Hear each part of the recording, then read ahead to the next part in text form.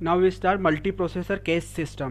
Basically अपने पास में जितने भी नंबर ऑफ क्लाइंट्स होते हैं, सिस्टम्स होते हैं, उनके पास में क्या होता है, एक फास्ट मेमोरी उसका टाइप होता है, वो केस मेमोरी होता है। अपने पास में क्या होता है, वो ईच एंड एवरी सिस्टम की लोकल मेमोरी में क्या होता है, एक पार्ट होता है वो केस मेमोरी का होता है। और जो केस मेमोरी होती है वो क्या होती है, बेसिकली आपकी मेमोरी क्या होती है, फास्टर मेमोरी होती है इन कंपैरिजन टू आपकी लोकल मेमोरी की। अगर अपन बात करते हैं तो जैसे ही कोई भी रीड या राइट ऑपरेशन परफॉर्म करते हैं तो सबसे पहले कहाँ पे अपडेट होता है, आपके केस मेमोरी में अपडेट होता है।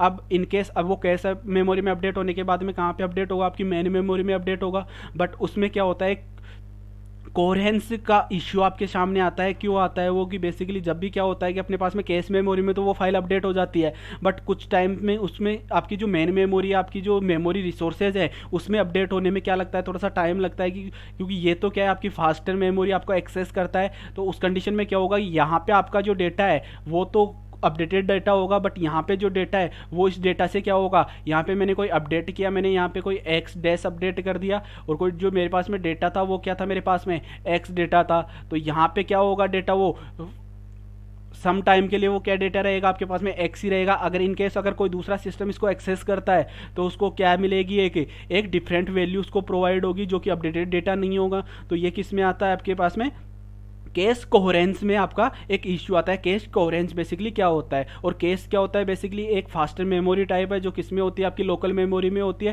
पर अगर मैं बात करूं तो ये मेरे पास में क्या, एक प्रोसेसर है, मेरे पास में ये लोकल मेमोरी है। लोकल मेमोरी में ही किसका पार्ट है, ये कौन सा पार्ट है मेरे पास में, this one is the cash part. ये कैश मेमोरी का पार्ट है। कैश मेमोरी क्या होती है, आपकी जो भी अपडेट्स होंगे वो आपके फास्टर इसमें क्या होता है, इंप्लीमेंट होते हैं बेसिकली आपके पास में। सबसे पहले जो भी आप अपडेट करते हो वो कहाँ पे होगा, आपके केस मेमोरी में अपडेट होगा। केस मेमोरी किस में अपडेट करेगी, आपकी मेन मेमोरी में अपडेट करती है आपकी, जो कि यहाँ पे आपको शो हो रहा है बेसिकली।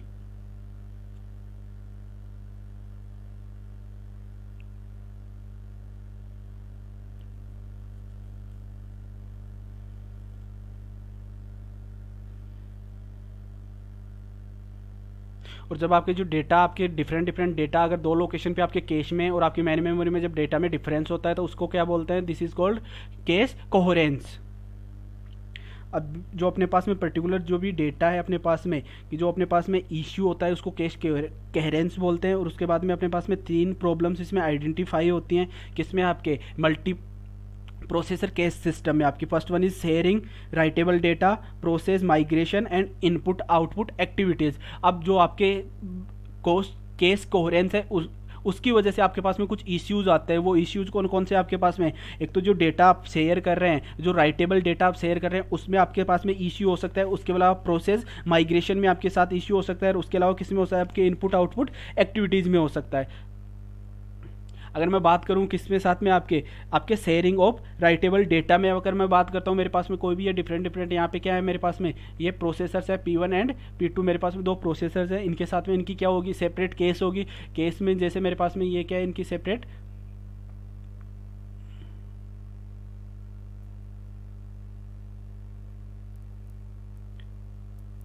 केस मेमोरी होगी। जो भी कोई भी इसके पास में डेटा था वो क्या था, इसमें एक्स डेटा है, इसके पास कौन सा डेटा है, इसके पास में एक्स डेटा है।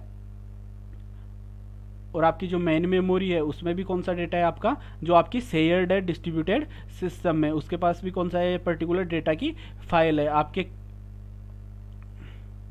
क्योंकि आपके डिस्ट्रीब्यूटेड सिस्टम में ईच एंड एवरी नोड पे क्या होता है, बेसिकली रिप्लिकाज होते हैं आपके डेटा की। अब ये क्या है आपके पास में, या आपके पास में क्या है कि जब तक अपन क्या नहीं करेंगे, अपडेट नहीं करेंगे डेटा को, तब तक आपकी क्या है, आपकी शेयर्ड मेमोरी है। जैसे ही क्या करेंगे, अपन डेटा को अपडेट करेंगे, तो जैसे ही अपडेट करेंगे तो राइट थ्रू का जो ऑपरेशन होगा उसमें क्या होता है कि आपका जो भी अपडेट है, जब राइट थ्रू करेंगे तो जो भी आपका अपडेट है वो क्या हो जाएगा आपके पास में, कि इमीडिएटली क्या हो जाएगा आपके पर्टिकुलर सिस्टम में। जैसे इसने क्या किया, इसने इसमें अपडेट किया तो ये क्या हो जाएगा, यहाँ पे आपका अपडेट हो जाएगा आपके पास में, इमीडिएटली आपका अपडेट हो जाएगा। इसी में एक आता है आपका राइट बैक का। राइट बैक में बेसिकली क्या होता है कि जैसे ही इसने अपडेट किया उससे पहले इनकेस अगर क्या करता है कि ये तो अपडेट कर रहा है डेटा को और ये क्या कर रहा है, डेटा को रीड कर रहा है, तो उस कंडीशन में कुछ इश्यू हो सकता है आपके सामने डेटा को एक्सेस में। प्रोसेस माइग्रेशन क्या करता है, बेसिकली कि सेम आपका प्रोसेस है कि आपके पास में जब तक क्या नहीं होगा, आपके पास में कोई भी सिस्टम किसी भी पर्टिकुलर रिसोर्स को माइग्रेट नहीं करेगा यूज़ के लिए, तब तक तो वो आपका डेटा एज इट इज़ रहेगा। बट जैसे ही उसमें चेंजेस आएंगे आपके पास में, कि आपका जो डेटा में जो भी अपडेट्स होंगे, वो डेटा में जो अपडेट्स होंगे वो क्या हो जाएंगे पर्टिकुलर डेटा की फाइल्स में, कि उसमें जो कोहेरेंस का आपका इशू है, कोहेरेंस इशू मैंने क्या बताया था कि आपकी जो केस में और आपके मेन मेमोरी में डेटा में जो डिफरेंसेज होते हैं, जब वो डिफरेंसेज अकर होते हैं तो वो क्या होता है आपका कैश कोहेरेंस होता है। और इसमें 3 टाइप्स है, शेयरिंग ऑफ राइटेबल डेटा, जब राइटेबल डेटा को शेयर करते हैं उस कंडीशन में अपने पास में क्या होता है, आपके पास में कोहेरेंस इशू हो सकता है। उसके बाद में कोहेरेंस क्या है basically, it is a inconsistency है बेसिकली। और उसके अलावा प्रोसेस माइग्रेशन में हो सकता है। प्रोसेस माइग्रेशन में कैसे कि पर्टिकुलर जो भी प्रोसेस है, अगर वो पर्टिकुलर डेटा को पहले रीड करता है और उसके बाद में क्या करता है कि उसमें जो अपडेट था उससे पहले उसने रीड कर लिया, तो उसके पास में क्या नहीं होगा, particular data up to date data receive नहीं होगा उसको। और उसके बाद जो इनपुट आउटपुट एक्टिविटीज़ है बेसिकली, इसमें क्या होगा कि जो पर्टिकुलर आपकी एक्टिविटीज़ परफॉर्म हो रही है, कि कुछ आपकी जो इनपुट आउटपुट डिवाइसेज है आपके पास में, अगर इनकेस आपने कोई इनपुट या आउटपुट डिवाइस पे कोई आपने पर्टिकुलर आपने कोई रिक्वेस्ट सेंड की है, और आपने जो रिक्वेस्ट सेंड की उससे पहले आपके जो दूसरे आपके रिसोर्सेज हैं, अगर उसके पर्टिकुलर इन्फॉर्मेशन की आपको रिक्वायरमेंट, उसकी रिसोर्स की जो रिक्वायरमेंट थी उससे पहले ही उसने क्या कर रहा था, कोई इन्फॉर्मेशन उसने पुट कर रखी थी, कोई रिक्वेस्ट पुट कर रखी थी, तो उस कंडीशन में भी क्या होगा, इसमें भी कोहेरेंस का इश्यू आपके सामने आता है कि पर्टिकुलर जो इनपुट डिवाइस था आपके पास में, उसकी अपडेटेड जो भी आपकी इन्फॉर्मेशन थी वो आपके मेन मेमोरी के पास में नहीं थी। तो उस कंडीशन में आपके जो इनपुट आउटपुट आपके जो रिसोर्सेज होते हैं, उस कंडीशन में जो उनकी एक्टिविटीज़ होती हैं वो भी किसको नॉन नहीं होती है, मेन मेमोरी को नॉन नहीं होती है। तो उस कंडीशन में भी क्या हो सकता है, इसमें आपके कंजेक्शन का इश्यू होता है आपके पास में बेसिकली।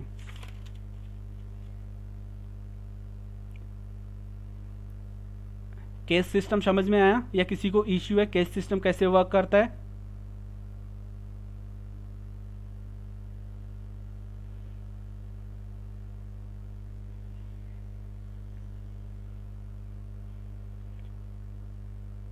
अब बात करते हैं डिस्ट्रीब्यूटेड मेमोरी की, शेयर्ड मेमोरी की। अभी तक अपने आर्किटेक्चर की बात की है कि कैसे उसको बेसिकली वो इंप्लीमेंट हो गया आपके सिस्टम में, डिस्ट्रीब्यूटेड सिस्टम में कैसे उसका मॉडल होता है आपके पास में। कंसिस्टेंसी मॉडल क्या करता है बेसिकली उसके साथ में, कि कौन कौन सी कंसिस्टेंसी होती है आपके पास में। और उसके अलावा अपने केस मेमोरी की बात की है, केस मेमोरी कैसे वर्क करती है आपके। अब उसके बाद आता है आपके बाद में distributed shared memory. Basically distributed shared memory का आर्किटेक्चर कैसा होता है, आपकी डिस्ट्रीब्यूटेड जो शेयर्ड मेमोरी है वो आपके शो कैसे होती है आपके सिस्टम में, और उसको डिफरेंट डिफरेंट सिस्टम कैसे यूज करते हैं सेम मेमोरी को।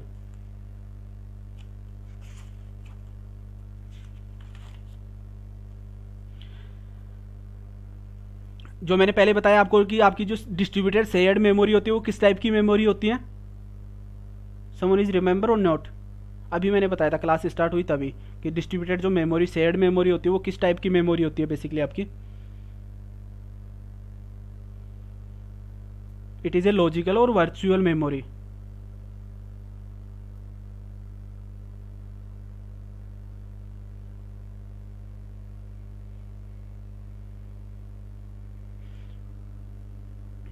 बेसिकली जो आपकी डिस्ट्रीब्यूटेड शेयर्ड मेमोरी होती है वो वर्चुअल मेमोरी होती है। कि अगर इसकी मैं डेफिनेशन की बात करता हूँ तो distributed shared memory is a resource management component which have no physically shared memory, it provides a virtual address. मैंने क्या बताया कि ये मेमोरी कैसी होती है आपकी, एक वर्चुअल मेमोरी होती है बेसिकली। और ये क्या एक्सेस करने के लिए क्या प्रोवाइड करती है आपको, A virtual address space that is shared among all the nodes. जितने भी नंबर ऑफ नोड्स आपकी होंगी पर्टिकुलर सिस्टम में, उनके साथ में क्या करेगी ये मेरे पास में एक इंटरकनेक्शन है, ये मेरे पास में क्या है, एक शेयर्ड मेमोरी है पर्टिकुलर मेरे पास में, ये शेयर्ड मेमोरी है। अब ये मेमोरी क्या कर रही है आपके साथ में, इंटरकनेक्टेड है। बट ये कैसे इंटरकनेक्टेड है, ये मेमोरी किस टाइप की मेमोरी होगी आपके पास में, वर्चुअल मेमोरी होगी। अब जो ये वर्चुअल मेमोरी होगी पर्टिकुलर, इसमें ये जो भी आपके प्रोसेसर्स होंगे उनके पास में क्या होगी, अपनी लोकल मेमोरी भी होगी, और अपना क्या होगा अपने पास में इसका ओएस भी होगा पर्टिकुलर। जो भी जितने भी नंबर ऑफ नोड्स आपके एक सिस्टम में इंटरकनेक्शन नेटवर्क में आपके वर्क कर रहे हैं, उनके साथ में क्या होगा, आपकी लोकल मेमोरी होगी। और जो शेयर्ड मेमोरी होगी वो कैसी मेमोरी होगी आपकी,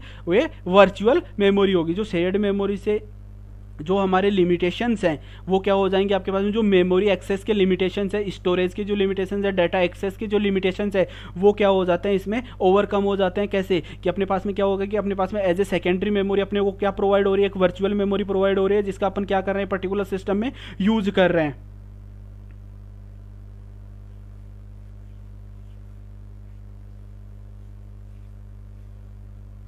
अब पर्टिकुलर जो अपने पास में डिस्ट्रीब्यूटेड शेयर्ड मेमोरी है उसको यूज करने के लिए अपन जो उसको इम्प्लीमेंट करते हैं किसमें, उसकी डिस्ट्रीब्यूटेड शेयर्ड मेमोरी में जब पर्टिकुलर इस मॉडल को अपन इम्प्लीमेंट करते हैं तो वो डिफरेंट डिफरेंट किससे करते हैं, अपन एल्गोरिदम्स के थ्रू करते हैं। डिफरेंट डिफरेंट जो एल्गोरिदम्स के थ्रू अपन इसको इम्प्लीमेंट करते हैं तो उसमें सबसे पहले जो बात करते हैं अपन की किस एल्गोरिदम के थ्रू इसको इंप्लीमेंट करेंगे, वो आपकी सेंट्रल सर्वर एल्गोरिदम। कि मेरे पास में क्या है कि पर्टिकुलर जो भी मेरे पास में सेंट्रल सर्वर में सारे जो भी रिसोर्सेज होंगे मेरे पास में,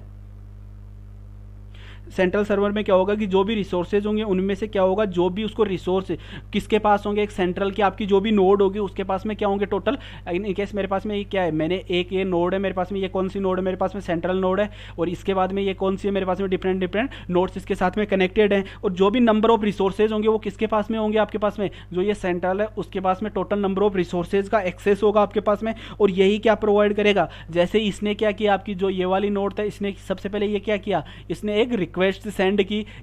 जैसे ये रिक्वेस्ट सेंड करेगा डाटा एक्सेस के लिए तो ये क्या करेगा, उसको रिप्लाई करेगा। और जो भी रिसोर्सेज होंगे वो किसके पास होंगे, सेंट्रल के पास होंगे। किसमें, आपके सेंट्रल सर्वर एल्गोरिदम में।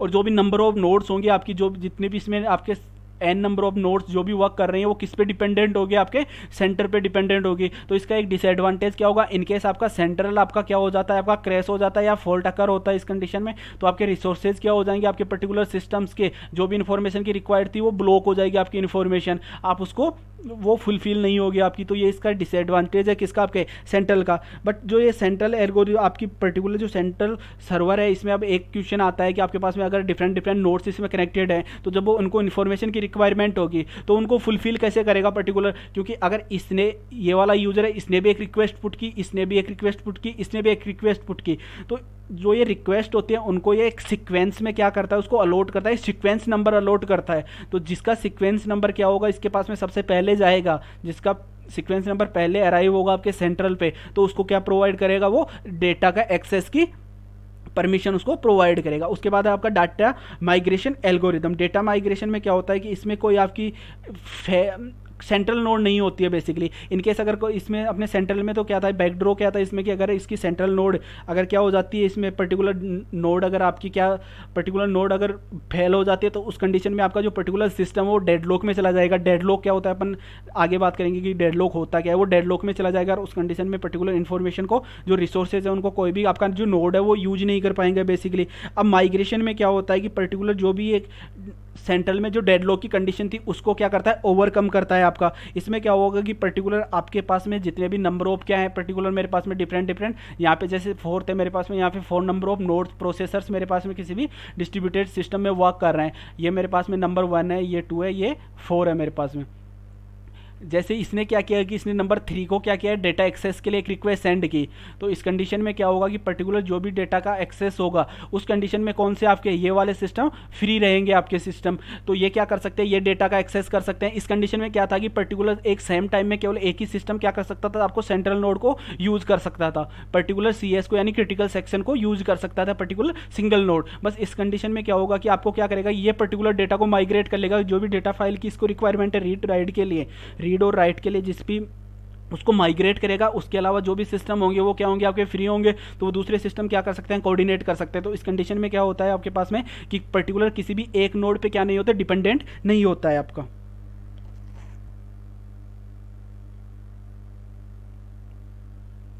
अब जैसे इस नोड के साथ में अगर ये कम्युनिकेट कर रहा है तो ये केवल क्या करेगा, एक सिंगल ही कम्युनिकेट करेगा एक साथ में, कि इसके साथ में ये कम्युनिकेट कर रहा है। अगर दूसरी इन्फॉर्मेशन की रिक्वायरमेंट होगी, जैसे इसकी रिक्वायरमेंट फुलफिल होगी, जैसे सिस्टम आपका फ्री होगा, दूसरा सिस्टम क्या कर लेगा, उसको एक्वायर कर लेगा आपके पर्टिकुलर सिस्टम को।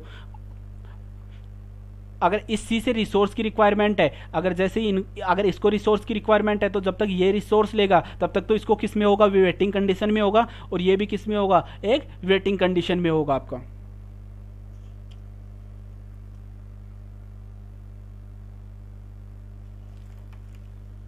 उसके बाद में थर्ड वन आता है कि द रीड रेप्लिकेशन एल्गोरिदम।